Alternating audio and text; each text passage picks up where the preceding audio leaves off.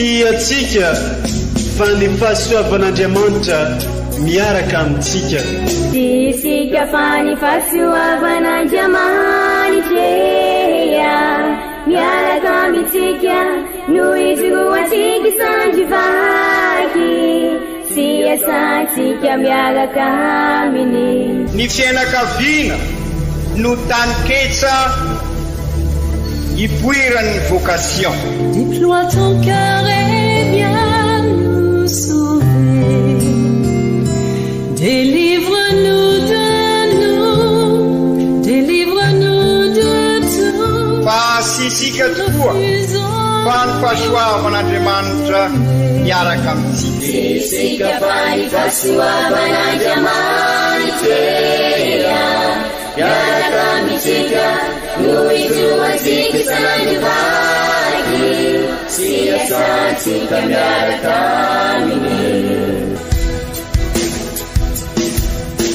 Fa olo raika tokoatranisika ao aminy, fianakaviana iray ao aminy, tsy misy hevitrevitra.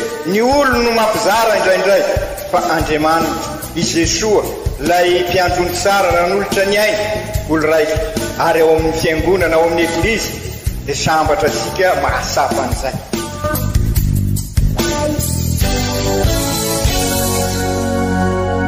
Olo araiky atsika atambatry ny fanahy masina kamiray, olo araiky ao amin'ny Kristy. Fandaram-pampianarana iarahana amin'ny son excellence Monseigneur Benjamin Marc Caramarson eto amin'ny radio Faniry.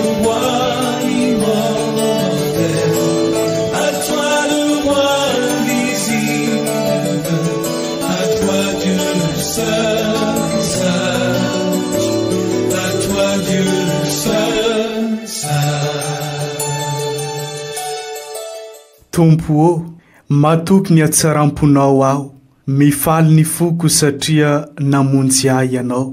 Miantsa ny tompo aho no ny soa nataony tamiko. Salamo fa 12. Amin'ny fofeny fitiavagna no iarabagnantsika jiaby izay magnaraka tsy tapaka ity onjapeo ny radio Faniry mamitsika ity, izay onjapeo mamitambatra antsika ho iray sady onjapeo mitady mandrakariva ny anitatra ny fanjakan'Andriamanitra eto amin'ity diosèzy mamitsika ity. Isaoranay ianao izay mankamamy sy mankafy ireo fampianarana sy toritenin'ny Monseigneur Archevêque eto amin'ity onjapeo ny radio Faniry ity. Toloranay fiarabagna atsika EOV jiaby tratran'izao alahady fa 7 mandavantaona amin'ny taona 10 amin'ity taona 2020 ity.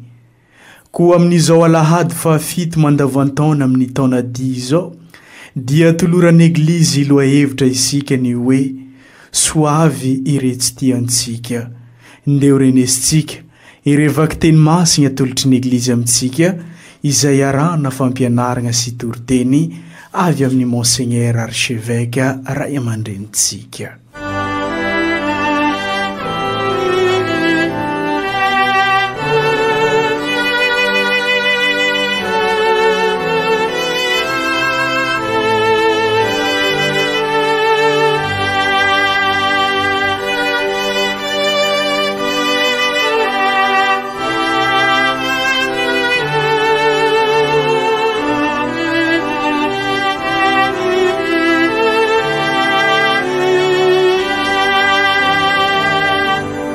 Boky voalohany Samuela.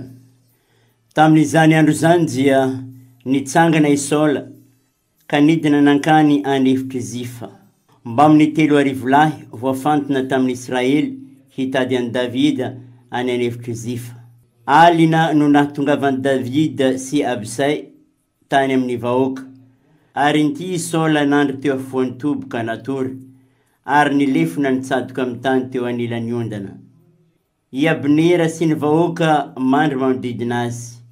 Dia hoy Abisai tamin'i Davida: voahidin'ny tompo eo an-tananao ty fahavalonao anio, ka ankehitriny mba averao kely re hasioko amin'ny lefona izy, dia hataoko miboroka amin'ny tany amin'ny indray mamely monja, fa tsy hiverenako fanondrona. Fa hoy Davida tamin'ny Abisai: aza mamono azy, fa izy zamoano hanintsitanana amin'ny vaositry ny tompo, ka ho afamaina tsy ho voasazy. Dia nalainy Davida ny lefona sinsiny fitoeran-drano teo anilany ondany Saola. Dia nandeha izy ireo. Tsy nisy olona nahita azy, tsy nisy nahalala, tsy nisy nahatsiaro, fa natory daholo izy rehetra, fa nandatsahany tompo torimaso nandreniko azy izy ireo. Nampita tany andafy i Davida, ka nijanona lavitra teo an-tampony tendrombohitra nisy elanelana lavitra, nampisaraka azy rotonta. Niteny Davida nanao hoe, indro no lefona ry mpanjaka, ny ray amin'izao tovinao no aoka haka azy ety. Samy novaleny tompo araky ny fahitsiny amampahamarina ny avy, fa efa natotry ny tompo teo an-tanako ianao androany, nefa tsy nety naninjitra ny tanako tamin'ny vaositry ny tompo aho. Izany ary niteny ny tompo, isaorana ny Andriamanitra.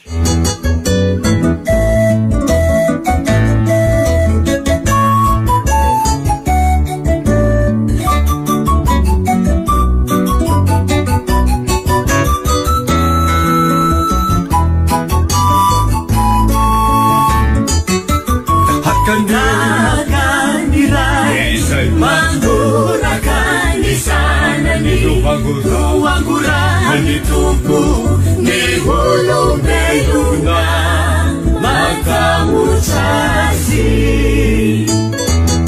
Dizi tumpu maalala Fanina haringa chike Enifuka tinu tinuna Kachasani sarusi pangusa ninduwe Taganirai Nangurakan Isana ni Ruangurani tumpu ni ulumbeyuna makamuchasi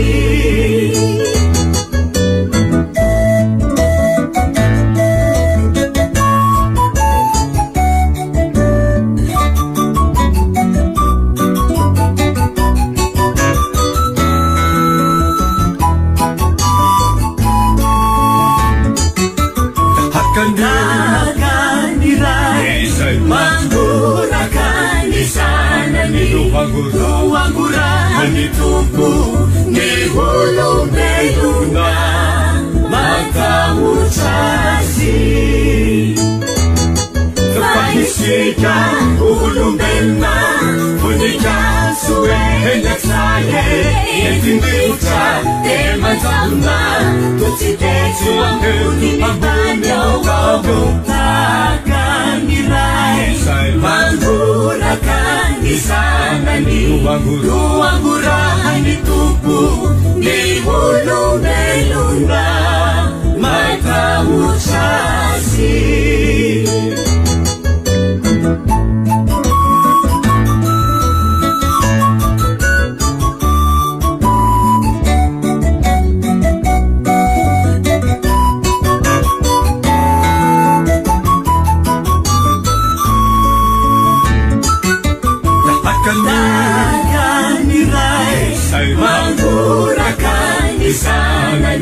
Ruangurani tumpu ni ulumbeyuna makamuchasi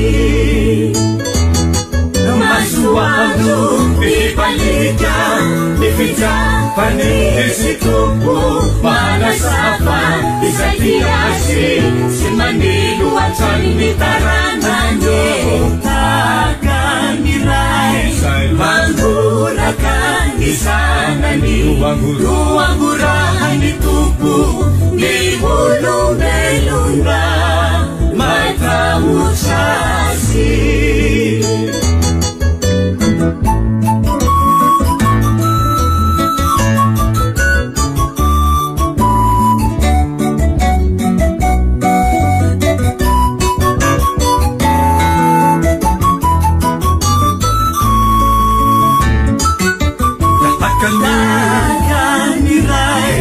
Mangurakan Isana ni Ruangurani tumpu ni ulumbeyuna makamuchasi Vaky teny masiny faharoe taratasy voalohany masinday Paoly apôstôly ho an'ny kristianina tany Korinto. Ry kristianina havagna, I Adama lehilahy voalohany natao aina mahavelona, fa i Adama faharoa kosa natao fanahy mahavelona. Tsy ny ara-panahy anefa no natao voalohany, fa ny manana aina fotsiny vao ny ara-panahy. Avy amin'ny tany ny olona voalohany ka tany, fa avy amin'ny lanitra kosa ny olona faharoa ka lanitra. Manaka ny tany izay rehetra tany, ary manaka ny lanitra izay rehetra lanitra. Ary toy ny nitondrantsika ny endriky ny tany no hitondrantsika ny endriky ny lanitra koa. Izany ary ny tenin'ny Tompo, isaorana ny Andriamanitra.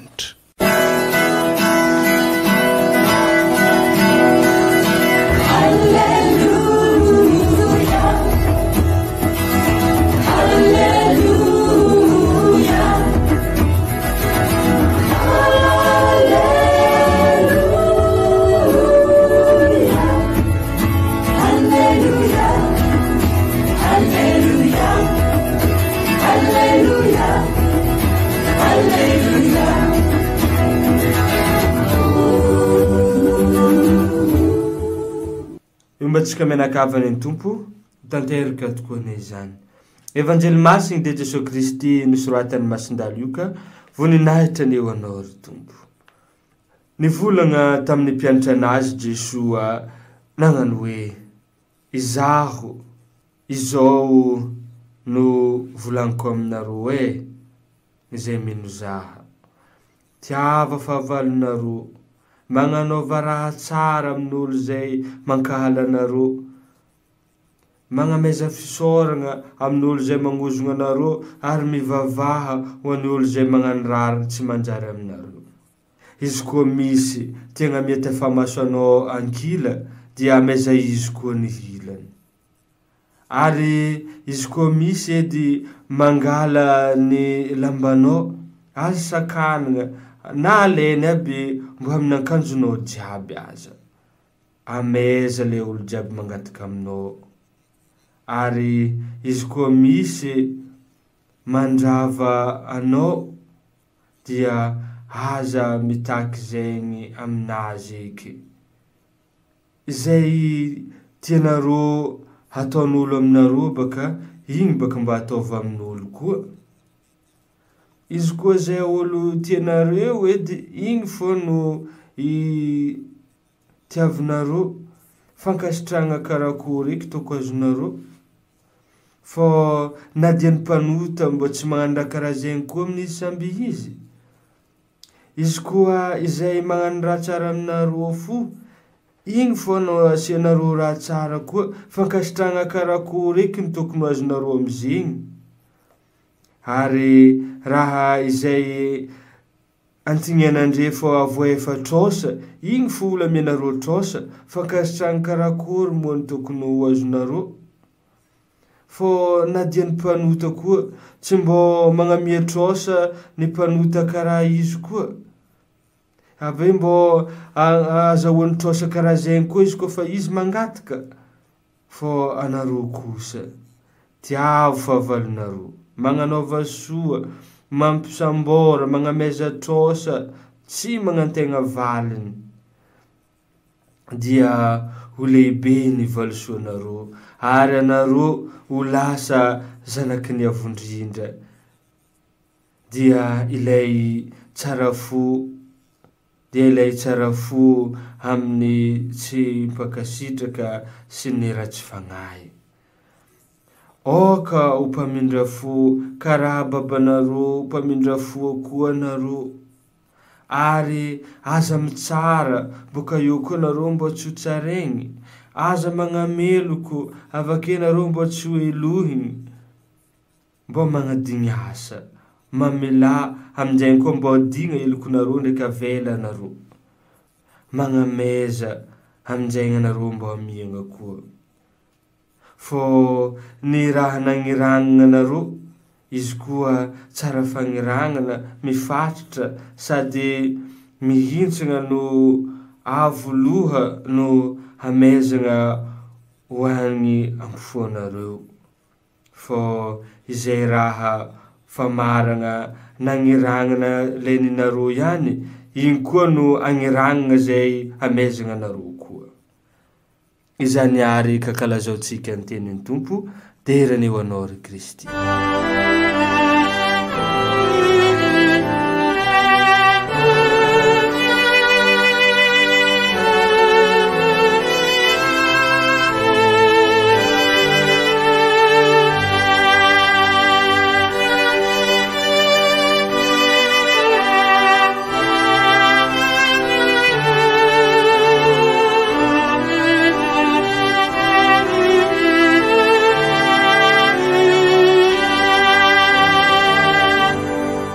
Ry kristianina ava malala, averimberisika fa ny mandavataona tahaka izao dia fandaliana-pinoana anampy asika iroso amin'izay hoe olon-dehibe amin'ny finoana izay.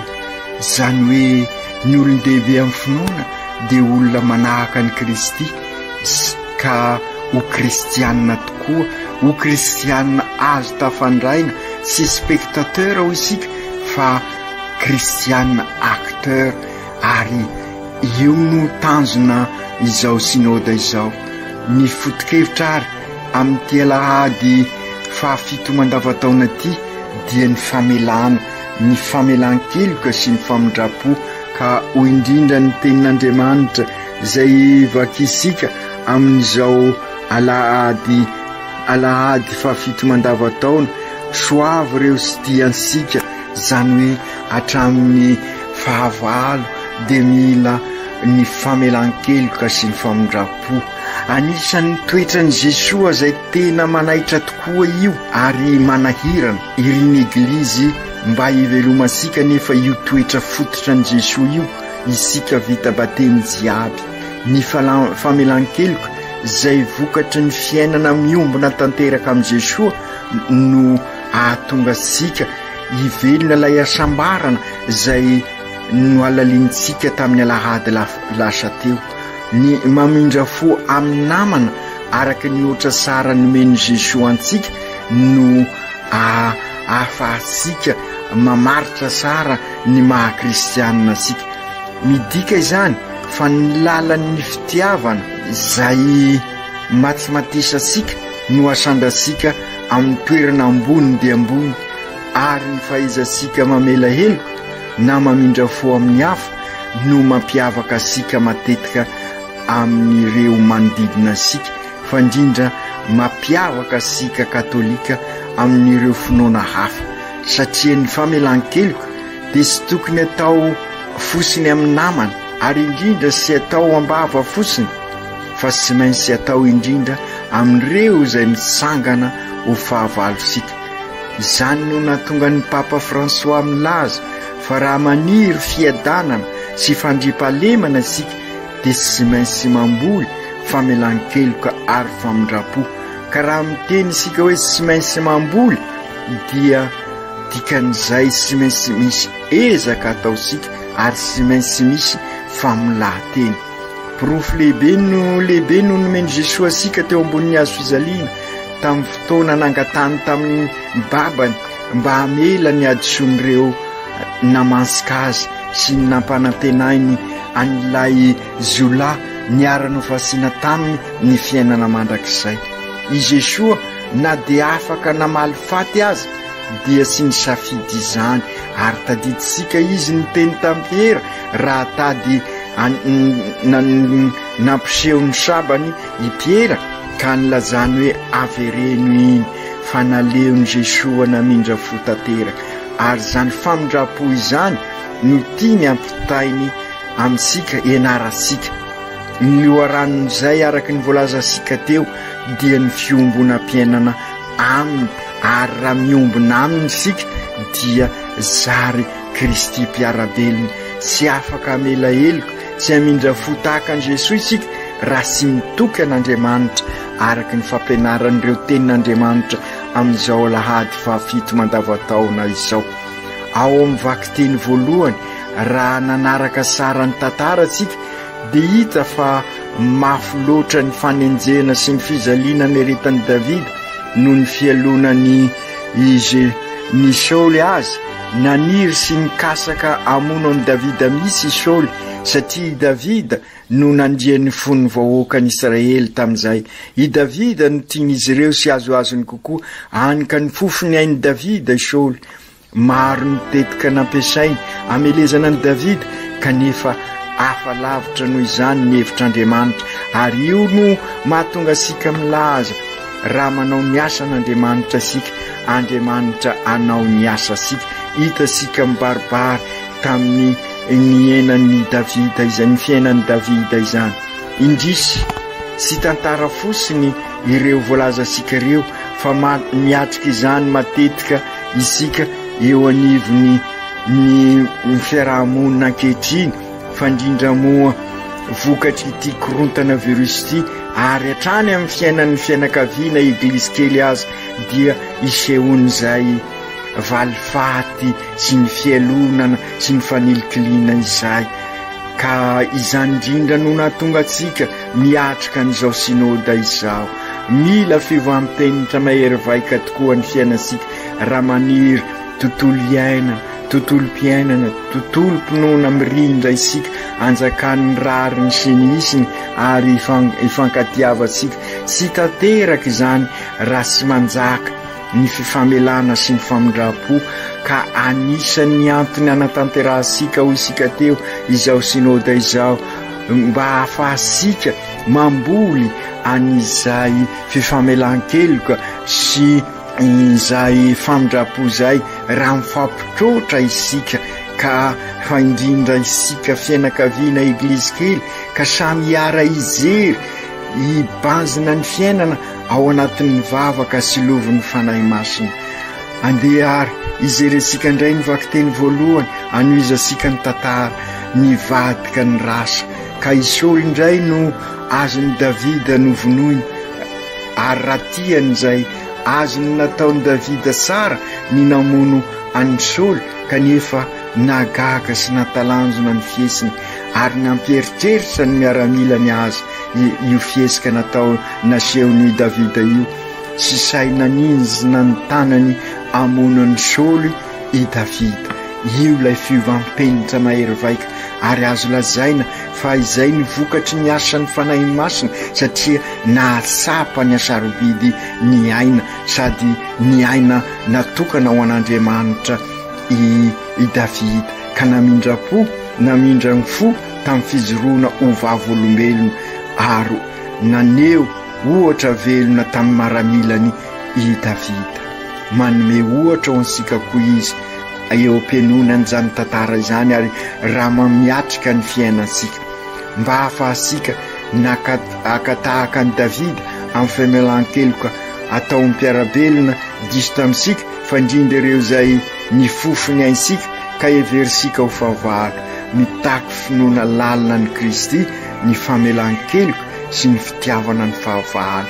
Mampatsiaro ihany koa ny zava-nisy tamin'ilay olona nitifitra ny Papa Masinday Joany Paoly faharoa izay niekeloka ka navelan'ny Papa ary ny famela izy mianaka. Manamafy io toetra io Jesosy ao amin'ny vaovao mahafaly, na dia somary mavesatra azy, mafy dia mafy ny teniny, aizana misy azy, kanefa mazava dia mazava koa. Ho indrindra manko izy tiavo ny fahavalonareo, manova soa amin'izay manenjika anareo. Enzana izany teny izany, kanefa izay no lalana tiany Jesosy izorasika. Atahoana tokoa moa amin'ny maha olombelona sika ny ho tia sy hanao soa ny fahavalosika. Sarotra tokoa izany raha masony izao tontolo izao nizerena, ary azagaga sika raha herisetra sy fanilikiliana no matetika miseho, fa amin'ny masom-pinoana dia miova ny zavatra hitasika, ary izay no antom-pisian'izao synôda izao ao anatin'izao korontana virus izao. Mazava ny tenin'i Jesosy, tsy misy olakolaka, fa raha te hanaradia azy sika, raha te ho mpianany tokoa isika, dia io ny lalany atorony amintsika, io no asain'ny tanterahisika, samy masapa nefa isika, ary hitantaratra eo amin'ny fiarahamonina ainantsika amin'izao korontana virus zao amin'ny fifandraisasika samysika fa erisetra sy etraketraka no matetika manjaka fa toa adinosika ary sy nisika so fantatra io famelan-keloka sy famindrapo io fa indrindra raha misy olana goavana mitranga eo amin'ny fiainasika na eo anivon'ny fianakaviana azy izany ka izay indrindra no antony anaovasika an'izao synôda zao ary miainga any amin'ny fianakaviana eglizy kely mba ahafahana miatrika reny fifandonana eo amin'sika reny fifandonana eo anivon'ny namasika eo anivon'ny piraitapo amin'sika amin'ny fikambanana amin'sika amin'ireo zay mety mitranga mandrakariva zany satria ararotiny demony koa isika ary izay no mahatonga asika milaza hoe ny afatarana fa demony no mitarika asika dia izay korontana zay ny afatarana fa ny fanahy masina no mitarika asika dia izy mampiombona ka aokary anokatra ny fo amam-panahy sika fandrindra amin'izao synôda izao ekena tokoa fa mora ampitenenana zay fampianarana momba ny fifamelan-keloka sy ny famindrapo izay fa sarotra dia sarotra raha ampiarina eo amin'ny fiainana ka izay indrindra no mahatonga asika milaza hoe mila volena hoy ny papa zany hoe izao synôda izao any anampy asika amboly an'izay fifamelan-keloka eo anivon'ny fiainasika zay amboly ny famindrapo satria dia mampalahelo sy mahavaky fo ny mahita ny zava-misy ankehitriny sy mandre fa atra amin'ny fianakavy no mikorontana ary maneky mikorontana ka sy fampiditra trano azy sy mifampiteny ka nefa i Jesoa zay arahasika isika zay kristianina vita-pateny ary miteny hoe Kristy dia miteny hoe kristianina dia avy amin'ny Kristy ka aoka mba handiny tena arsika ary zay no ezaka ataosika amin'izao synôda izao aoka isika hitodika bebe koa amin'Andriamanitra ka andinika hoe aiza ny toeran'izay famelan-keloka sy ny famindrapo izay ahoana ny fomba ahatongava asika amin'izany fampanjakana ny rariny sy ny hisiny ampanjakana ny fitiavana na dia hatramin'ny fahavalo azy amin'izay famelan-keloka sy ny famindrapo izay ka ivelomasika ny fihavanana sady kristianina no malagasy sarotra tokoa raha ny heriposika samirery no ahatonga asika amin'izany tanjona tiasika tratrarina izany fa raha ataosika eo anivon'ny fiainasika sy ivon'ny fiainasika Jesoa ka araisika ny teniny ary olon-dehibe amin'ny finoana isika dia azo lazaina fa mampiova ny zavatra rehetrarehetra izay satria sy hoe sy azo atao na sy mety ho vita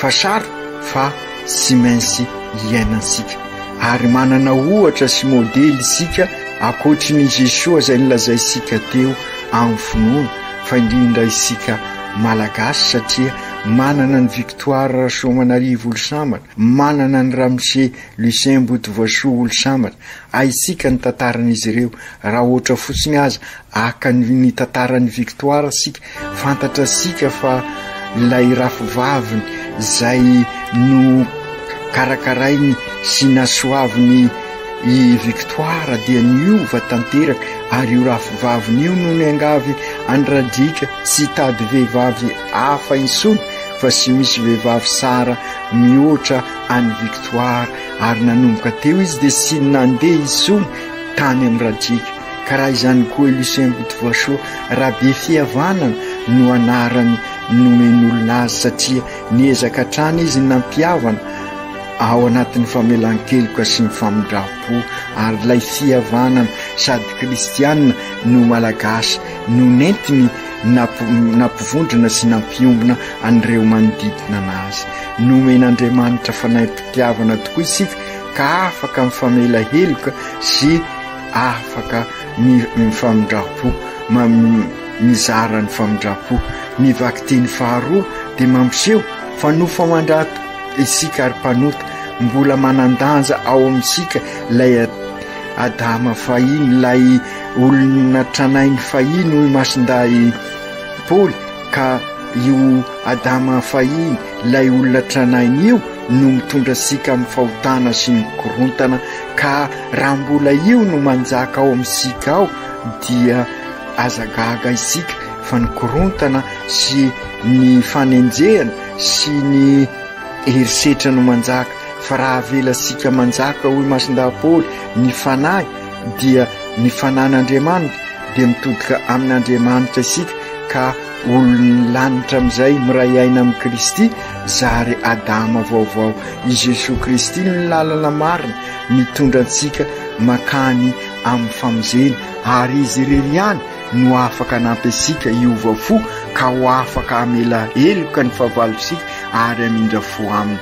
Ny amaranan'i Jesosy ny teniny ao amin'ny evanjely dia ny fitiavana mba atakarasika ny vokatry ny maha-kristianina sika, sy hoe kristianina anarany fosiny sika fa miaina an'izany maha-kristianina izany. Ary izay no risika amin'izao synôda izao noho izany ry kristianina hava. Ny mahatonga an'i Jesosy milaza amintsika hoe mahaiza mamindra fo, aza mitsara, aza manameloka ny hafa, mamela mba ho vaovela ianareo. Izany no afatra tiany Jesosy ampitaina amintsika amin'izao alahady fahafito mandavataona, ary mbola mafisiny izany fa aoka ny famarana namarana sika ihany koa no amarana ho ansika koa. Inona moa ny tiany lazaina amin'izany sy inona fa ny famarana amaran'Andriamanitra ao sika dia sy inona fa lay famarana ny fitiavana, famarana ny famelan-keloka, famarana ny famindrapo ary ny fiantrana ny hafa. Ka izay ihany koa no tiany Jesosy hoentsika andrafitra ny fifandraisasika andavanandro, mila ho alalinina izany. Ary izay no anasanasika amin'ny synôda, manome asika fahefana lehibe Andriamanitra mba hamela heloka, ka satria izy dia mamela ansika ary manadiny ny fahotantsika rehefa miekeloka amin'ny fotorotoro eo anatrehantsika. Ka oka koa isika mba hifamela heloka, ary io le lazaisika hoe mila volena amin'izao andro iainantsika izao. Ny fanontaniana mipetraka tokoa manko ry kristianina hava, raha fifamelan-keloka sy famindrapoto no afantarana fa miompiainana amin'ny Kristy isika, dia ity ny fanontaniana mipetraka: moa ve mba haisika ny mamela ny heloka ny namasika, mba havelasika miteny sy manazavany sy miala siny amintsika ve izy ireny? Matetika isika ny miteny hoe olombelona ihany, izany hoe mpanota na malemy sy osa. Rehefa miala siny amin'ny fahadisoana nataosika tamin'ny hafa isika no miteny izany, fa adinosika sy hodiesika sy fantatra kosa io teny io. Rehefa ny hafa ny diso tamintsika sy afaka atakatra ny fahadisoana nataon'ny hafa tamintsika isika, ka vonina amela azy raha sy efa misokatra mazava tsara ny fosika. Mangataka ny famindrapon'Andriamanitra isika, nefa matetika manadino mamindra fo ny hafa. Ka izay indrindra ary amin'izao alahady fahafito mandavataona zao, fandaliana mpinoana no ataosika, dinisika mandritra ny herinandro, ary indrindra aoka ho tanterahisika amin'ny fiainana andavanandro, fandrindra eo anivon'ny fianakaviana eglizy kely. Voalazan'ny Kristy mazava nefa fa sy voavela ny heloka nataosika raha sy mamela ny adisoana nataon'ny hafa taminsikisika.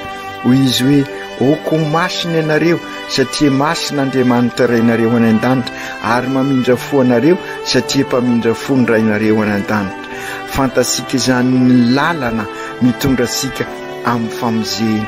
Mazava amintsika koa ny tenin'ny Kristy androany, ka sy tokony salasala isika araka ny voalaza teo, fa indrindra amin'izao herinandro idirasika ia herinandro fafito idirasika zao angataka aminy ny fanampiana sy ny fifankairezana mba atanteraka izany tonombavaka izany ekena eto ampamaranana ary fa enzana sy entitra ny tenin'i Jesosy amintsika hoy ny tenin-drazasika ny zanaka tiana tsy sina rosakazo sy ny hoe niendry ihany no anarana ka mitodika amintsika menankavy fa indrindra amin'izao fanatanterahasika ny synôda zao aoka ho ararotsika andiniansika fa matetika avy amintsika ny korontana eo amin'ny fiarahamonina misy asika eo amin'ny ivon'ny fianakaviana eglizy kely misy asika eo anivony eglizy iraka misy asika ka hokary izao synôda izao ampisokatra ny masom-panahsika ampisokatra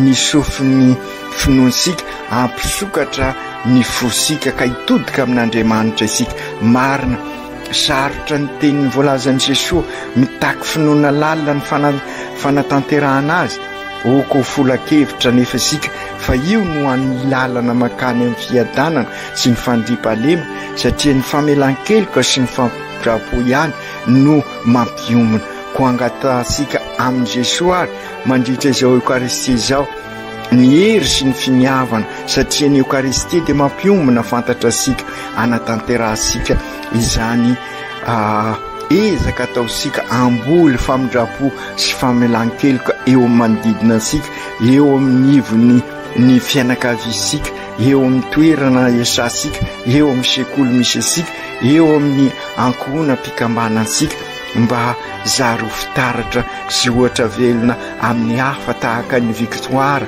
sy Lucien Botovasoa isika i Kristy aneomba asika mandrakariva ka hanome fahendrenasika sy ampiezaka ansika isanandro mba ezasika mandefitra ny fifikiransika amin'ny Kristy ane ho lalam-pahasoavana anova ilay fo vato ao anatsika ao anjary fo nofo fo mitefy fitiavana ary fo anjakan'ny fitiavana anyloharanony famelan-keloka sy ny famindrapo ary ny fiantrana ireo diso tamitsika engany sy hoira fosiny na ho fiesika ivelany fosiny ireny vavaka ataosika amin'ny fifonana na amin'ny raina any an-danitra na amin'ny janak'ondry sy ny sisa fa mba ho tena vokatry ny fosika ary engany ireny mba hampiarisika amin'ny fiainansika eo anivon'ny fianakaviana eglizy kely eo anivon'ny ankohonana na eo anivon'ny toeram-piasana ny ekôla ny fikambanana ka ho tena vavolombelon'i Kristy marina tokoa isika i Kristy mpampiavana i Kristy mpamindrafo i Kristy mpamela heloka engany o Kristy mpiarabelona amin'olona isika ho mpitondra ny anarany fosiny fa olona tena mirosaka iainany teniny sy mpanatanteraka ireny teny ireny na iza misy asika ary na inona ataosika ny teny amaranako azy dia engany masiny Maria ireny hanampy asika amin'izany ka mba izy mpanjaka vaviny famindrapo hampianatra asika an'izany toe-panahy izany izy ireny mpamela heloko hanampy asika amin'izany ary i masinday Josefa ivavaka ao ansika ka enga ity teny izay azo ampiarina ity no hoentsika mamarana izao fandaliana-pinoana izao fibanjinana ny tenin'Andriamanitra arosiny eglizy amin'izao alahady fafito mandavataona engany ahay mamela heloka ny namasika isika na dia ny fahavalo azy fa ny fahezasika mifamela heloka sy ny famindra fo no lalana irososika amin'ny fiadanana sy ny fandriam-pahalemana aoka tanteraka izany amin'ny anaran'ny Ray sy ny Zanaka sy ny Fanahy Masina. Amen.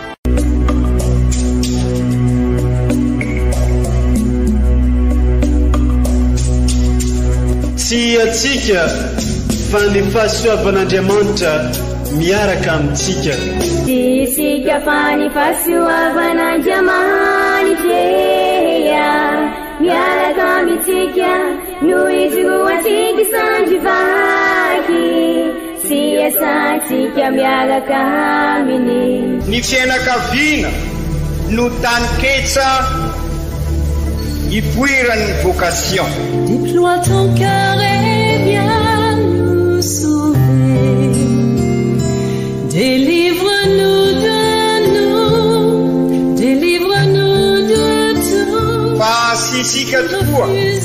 fahafahany fahasoavan'Andriamanitra miaraka amintsika. Isika fany fahasoavan'Andriamanitra miaraka amintsika no itoantsika sandovaky sy asantsika miaraka aminy.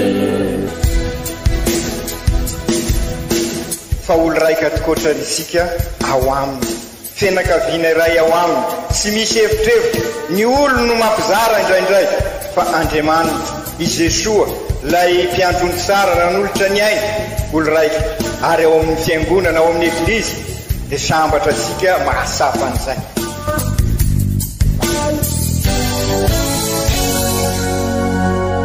Olo araiky atsika atambatry ny fanahy masina kamiray, olo araiky ao amin'ny Kristy.